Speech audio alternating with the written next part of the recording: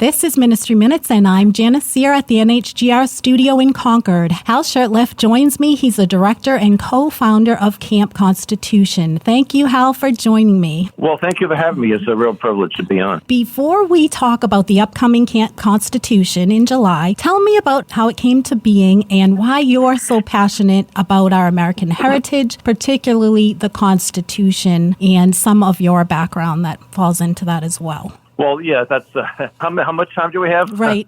Anyway, so Camp Constitution was founded it was conceived in December of 2008 when a summer camp program that was a nationwide program was canceled, and I was in charge of its Northeast camp in New Hampshire. So a few of us got together and said, hey, let's just create our own camp, and that became Camp Constitution. We held our very first week-long family camp in Ringe, New Hampshire, at the Towanippi Christian Retreat Center. I think we had about 60 people. And as time went on, our program increased. We had a gentleman that offered to fund publishing something he was looking for, and I found it. It dealt with the Federal Reserve Bank. I found it, and we put it in print, and that became Camp Constitution Press. And I had another friend that owned a radio station up in northern Maine and said, hey, would you like to have a radio show? So we started a half-hour radio show, and then in February of 17, I became its full-time. Before it was just a part-time, a volunteer position, but I became the full-time position. And as a result of that, we've, of course, expanded our outreach.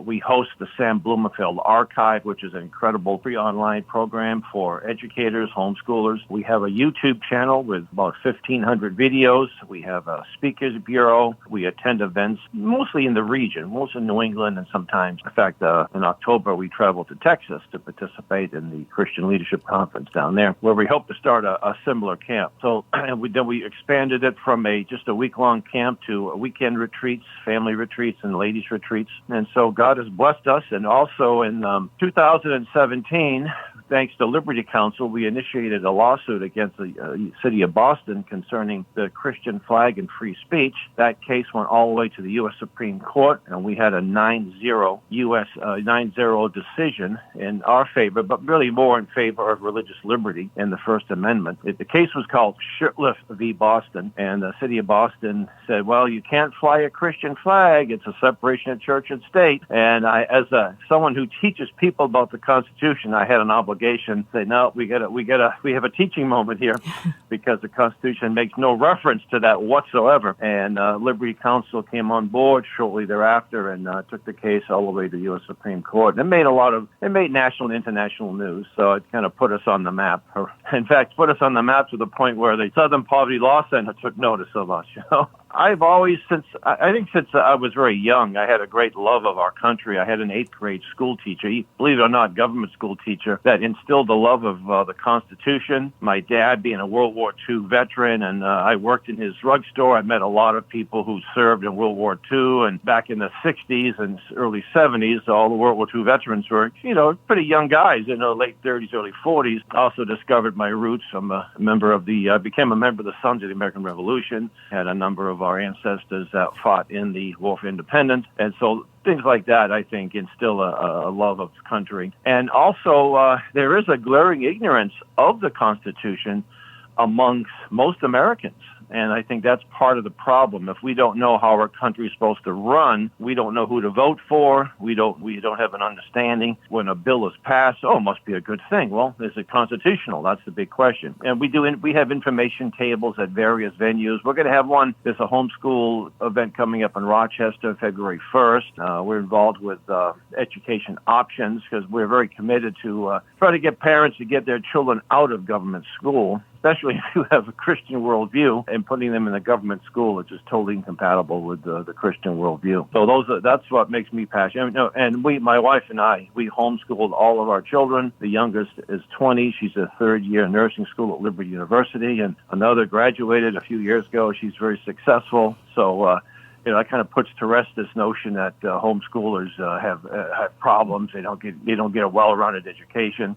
and they don't socialize. Well, none of that is true. It sounds like you've had quite a variety of things that you've been involved in and that Camp Constitution covers as well. I recall only having one class in high school, at least, that covered the Constitution for something that affects our lives every single day as adults and are what we should know as citizens and the responsibilities that come with that privilege. It seems that one class falls short in teaching us the things we need to know. Not only that, as a young adult, I'm not sure we recognize and understand the magnitude of what we've been learning and just how it will affect our lives. So I appreciate your heart for what you're doing and offering an opportunity to better understand the Constitution and our rights that come along with it. Clearly, you have had a history with some good men, some patriots, and veterans. They obviously had an impact on you as you were a young man just watching. Is there anyone that sticks out in particular when you were young that had a greater impact on you than another? Oh, well, as a young man in my 30s, I became friends with Bob Kingsbury of Laconia. He has since passed away. He was a World War II veteran. He was a patent replacement. It was after the Battle of the Bulge. He actually wrote a letter to a historian from Ohio, just the average day in the foot soldier, not the big overview of the battles. And he showed it to me while he was convalescing, and I said, "Hey, can we publish this?" And so he said, "Yeah, sure." And it was called One of Patton's Soldiers. And again, it was just what he experienced. He became a lieutenant colonel, but at that point he was just a young private, I think 17 or 18 years of age. So I think Bob Kingsbury, because my dad, obviously my dad was a World War II veteran, and interesting, he had a conversation with General Patton when he was in Sicily. Some years later, I had a conversation with his son, who was my deputy commander when I was stationed in Germany. So I'd say between my dad and Bob Kingsbury, those are the two men that really stick out. It's a legacy, and we have an obligation. First, as Christians, we have an obligation. I'd like to quote a portion of a letter that John Adams, as he was president, he sent to some militia officers of Massachusetts, and he said, "This Constitution," meaning the U.S. Constitution, "is for a religious and moral people. It is wholly inadequate for the governments of any other." And back then, the word religious was almost synonymous with Christianity. Today, the word religion, people get a little nervous. Oh, religion, not a religion. But back then, when you used the word religion, you meant Christianity. And that's true. And that's why one reason why we're in the mess we're in is because that Constitution was written for a religious and moral people. Many folk who don't share that worldview don't like the Constitution. They want to see it changed pretty radically, and that's something else that we work against, some of these proposed plans to change the Constitution. The old adage, if it ain't broken, don't fix it. And a lot of folks have this notion that our Constitution is outdated because it was written in 1787. Well, there's some stuff that goes back much longer than that, Scripture, for example. And we're not going to rewrite the and I'm not equating the Constitution to the Bible. Don't get me wrong. I don't want anybody to think that. Right. But we have Scripture, and that's not outdated. Mm-hmm. In fact, I'm of the opinion that our Constitution is even more vital today because what it did is it granted specific and limited powers to the federal government. And then that's it. It denied many others. And even if our population back in 1787 was less than 3 million, and now we have over 300 million, that's even more reasons to have limited, decentralized government. Not more government, but right. Limited government. Mm-hmm. And, of course, on a very simplistic view, human nature doesn't change. King Solomon said that's right. King Solomon said there's nothing new under the sun. No, there isn't. And that's why he's one of the wisest men that ever lived. Yes. That's true. Yes. Human nature does not right. change. And left it's to interesting. Ourselves, there are some. I was going to say, and left to ourselves, yes, we're not good people. We need these things to keep us in line. Exactly. And the Constitution, there's only a few references, the Sabbath, so it's not full of Bible verses. However, if you give it an honest reading, you have to conclude that the Constitution came from the minds of men who were either Christians or were influenced by a Christian worldview. The notion of checks and balances, for example, this concept of innate depravity. We're all basically good. Really? Have you studied history? Mm-hmm. We're not, and the Bible's clear on that. So even some of the best people who come to get into office, some with the best of intentions, end up doing the wrong thing. So that's why you have to have strictly limited powers. And the bottom line is that if we don't know what those powers are, how are we going to vote for the right candidate? I live in Alton, and our congressman is Chris Pappas. He sends these emails out out, and he's, this is what I did this week. And about 95% of what he does is unconstitutional.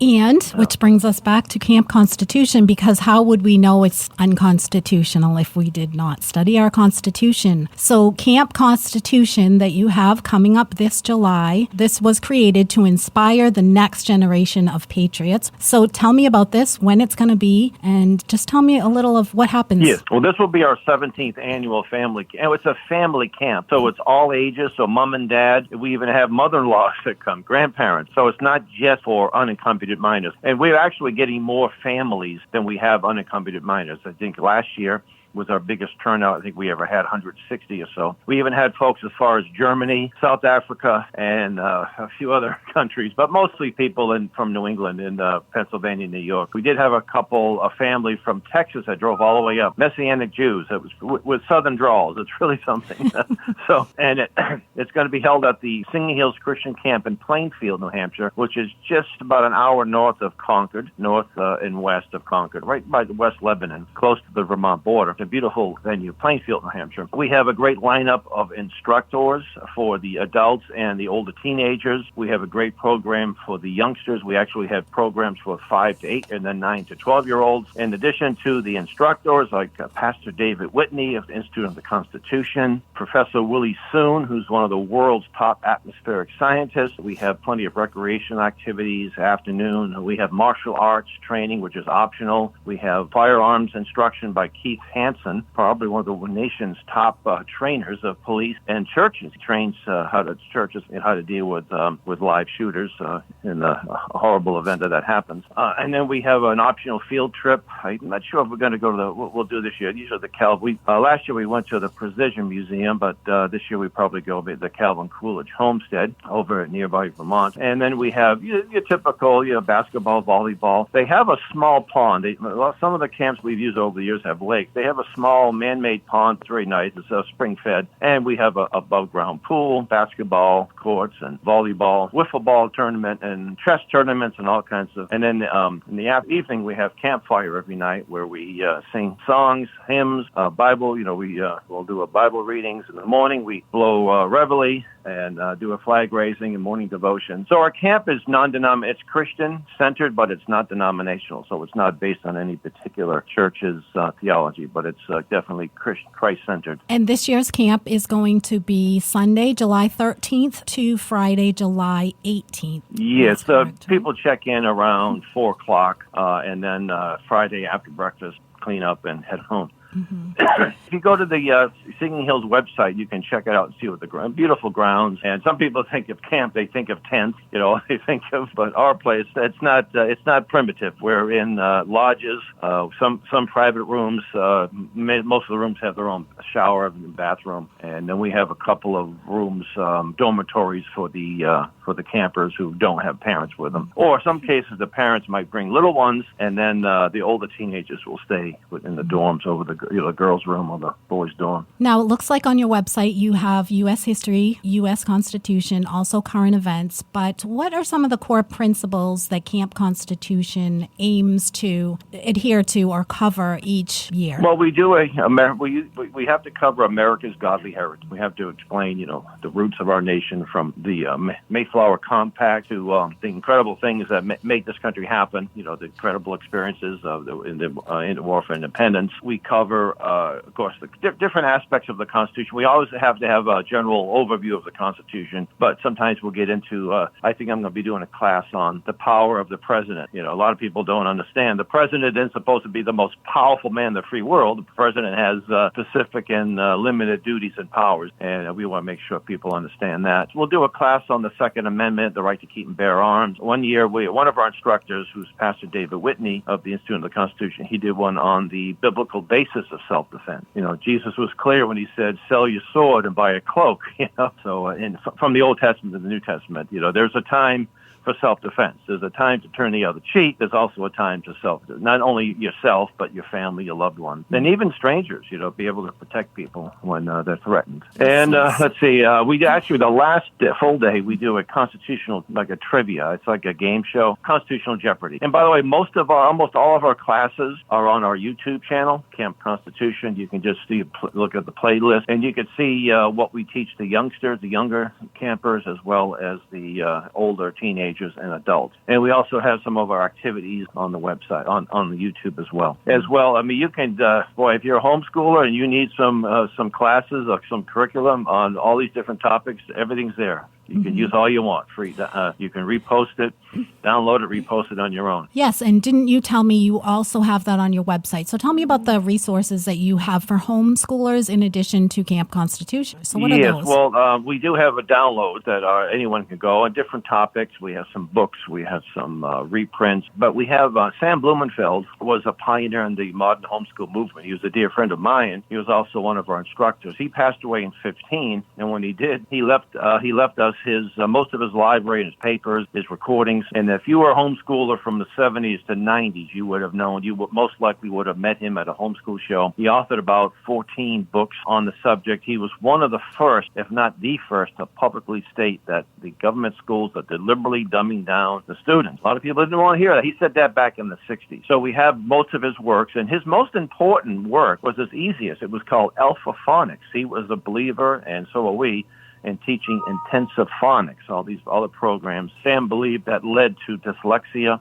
deliberately. He said that it was dyslexia was practically unheard of until they introduced the look-say method of reading in the 1930s, the Dick and Jane book. And so his Alpha Phonics, we have all 128 lessons. You can download the whole book, or you can. We have audio and video of the lessons. We also have. He also had cursive, and he was a stickler for cursive first. And I remember taking cursive in government schools, but I learned how to print first, and then you kind of blend the two, as opposed to having that cursive reflex, and also basic arithmetic. And then he has there's lots of audios. I remember when we started homeschooling, it was one particular. We were having a tough time with one of our daughters, and I just played a couple of Sam's lectures, and I said, okay, we're doing the right thing. Sometimes you think, am I doing the right thing? It's not supposed to be this difficult. Mm-hmm. But I think today the homeschooling is much easier than it was back in the 90s and early 2000s because of all the resources that are available. I can also attest to the no phonics because I think my mother had told me that they had implemented sight reading and did away with phonics the first year that I was learning to read. Let me tell you, that did not go well. It took me forever I was a terrible speller. I actually learned phonics. I knew phonics, but really had never taken classes in it, not until I was older teaching my own children phonics. Great thing about homeschooling is that the parents learn too. And with me, my second grade teacher said to my mother, you need to teach him at home. He's having trouble. And my mom, born in 1920, all she knew was phonics. So I learned phonics, and within a few weeks, I was from a very bad student to a pretty good student. Okay, so what do we call that group of resources that you have on your website that can help? If you go to the website, campconstitution.net, you'll see the drop-down. You'll see the Sam Blumenfeld Archive. And all we need is a username.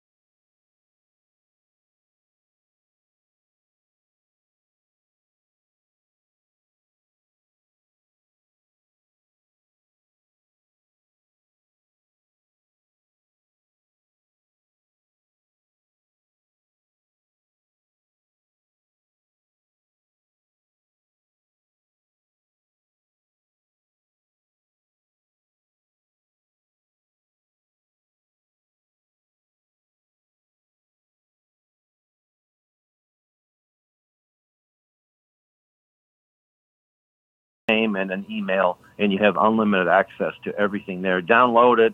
We tell people we don't copyright. We don't ration bullets in wartime, so just take anything and create your own site and let other people know about it. We have, over the years, we one year we had over 1 million views, and we have people all over the world, but mainly in the United States. We actually have a Christian school in Zimbabwe that asked if we could donate some of the Alpha Phonics workbooks, and we send several cases. And the gentleman that owns the school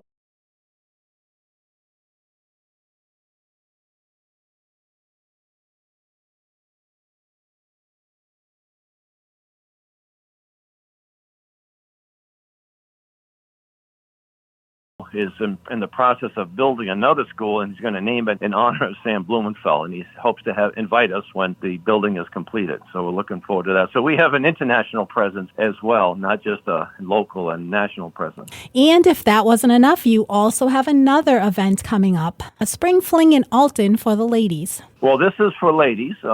A couple of the camp, one of the great things about our camp is when they come in, you make lifetime friends, and you're making friends for your children as well, the kind of friends you want them to have. And so they decided to have a weekend retreat. They call it a spring fling, and this will be the 5th annual. This year, it's returning to the Alton Bay Christian Conference Center, which is about 5 minutes from me. It's a little easier than an hour and a half, in Singing Hills. It's a beautiful venue, and that starts May 2nd, Friday, and ends on Sunday, right after lunch. If you're interested, we don't have information on the website specifically, but if you want to reach out to me, I can give you the material. It's $200. That's 2 nights lodging, and it includes, I think, 5 meals. And they'll have Bible studies, they'll have arts and crafts, and everything's included in that price. And some optional marksmanship, and they'll have a couple of instructors teaching classes on the Constitution. So Spring Fling this year will be May 2nd at Alton Bay Christian Conference Center. Find more information about that by emailing Hal Shurtleff at campconstitution1@gmail.com. And that's the digit 1, all lowercase. I think we've covered quite a bit here, and I'm just so excited that there's going to be a next generation of patriots, and we can do that. We saw evidence of that over the last 4 or 5 months. Quite a lot. It's really encouraging. Yes, and we do. We need proactive collaboration to develop these meaningful solutions. And how are we going to do that without learning and discussing them? So, Camp Constitution, what a great way to do that. Thank you, Hal, for joining me. That's Hal Shurtleff. He's the director of Camp Constitution. You can reach him at campconstitution1@gmail.com if you have any more questions about Camp Constitution, homeschool resources, or the Spring Fling. Thank you so much, Hal, for joining us. This is Ministry Minutes, and we are New Hampshire Gospel Radio.